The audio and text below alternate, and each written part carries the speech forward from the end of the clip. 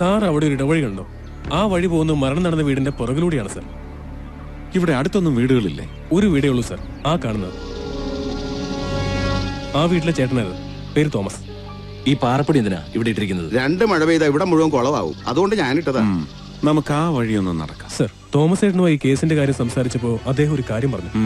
സാധാരണ ഇരുട്ടായ പിന്നെ ഈ വഴിയിലൂടെ വണ്ടികൾ പോകാറില്ല. പക്ഷെ കുറച്ചു നാളായിട്ട് ഇരുട്ട് വീണ് കഴിയുമ്പോൾ ഒരു ബൈക്കിന്റെ ശബ്ദം തോമസ് ചേട്ടൻ കേൾക്കാറുണ്ടായിരുന്നു. രശ്മിയുടെ മരണ ദിവസത്തിന് ശേഷം പിന്നീട് ഇതുവരെ കേട്ടിട്ടില്ലാത്ത.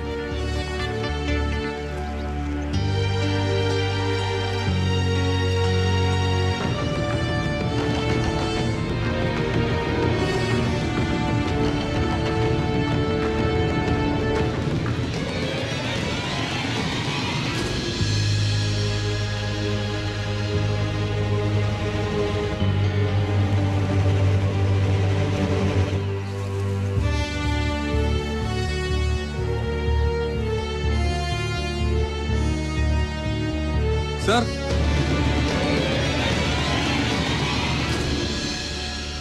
തൊടുപുഴയിലുള്ളൊരു ലോഡ്ജിന്റെ ബില്ല. സാർ അതിലെ ഡേറ്റ് ശ്രദ്ധിച്ചോ? രശ്മി കൊല്ലപ്പെട്ട ദിവസം. ഇതും അതിന്റെ കൂടെ ഉണ്ടായിരുന്നതാ. തൊടുപുഴയിലെ തന്നെ ഒരു ചെരുപ്പുകടയുടെ ബില്ല. ഇതിലെയും ഡേറ്റ് അത് തന്നെ. അരവിന്ദ് സർ, ഈ 2 ബില്ലിനെ കുറിച്ചും അന്വേഷിക്കാം. Sir. And Rajeev,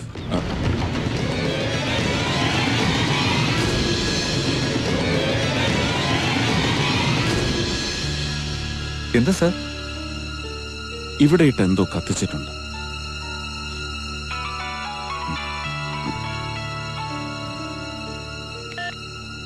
Shyam here.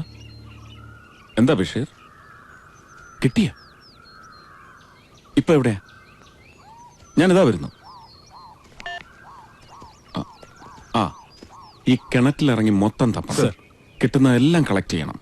Publicity വേണ്ട. Okay sir. മനസ്സിലായല്ലോ സാർ.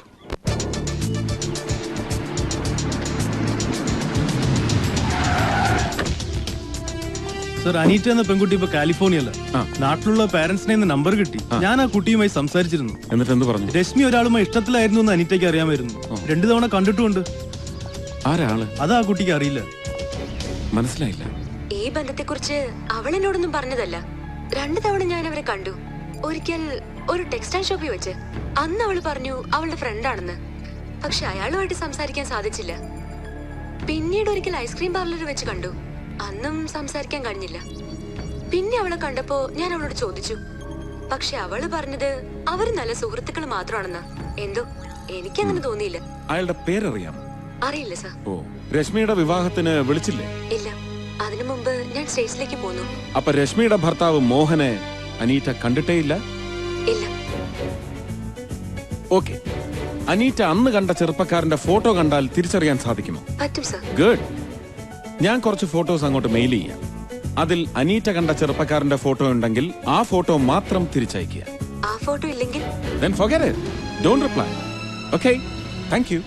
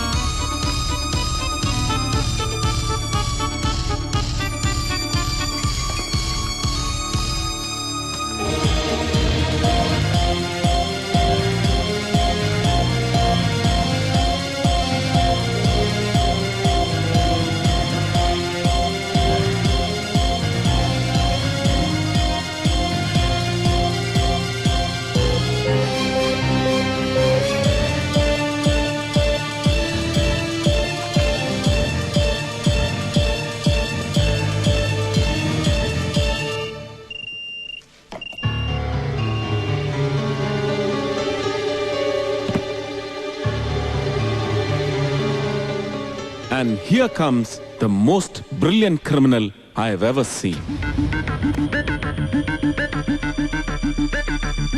Clever culprit.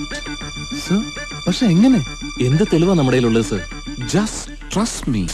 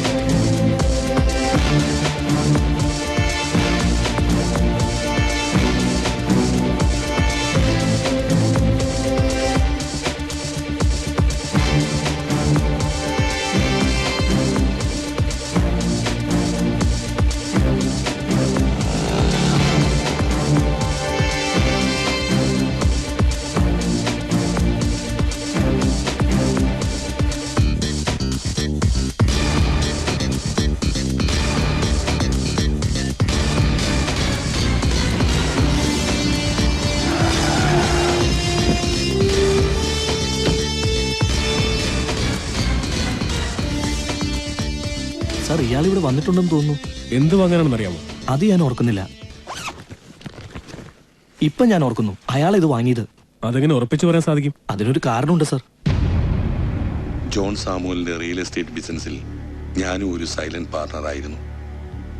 വാഴക്കുളം പഞ്ചായത്തിലെ കോളനി കുടിയൊഴിപ്പിക്കലടക്കം ഞങ്ങളുടെ പല റിയൽ എസ്റ്റേറ്റ് ബിസിനസ്സുകൾക്കും തടസ്സമായി നിന്നത് മോഹൻകുമാറായിരുന്നു.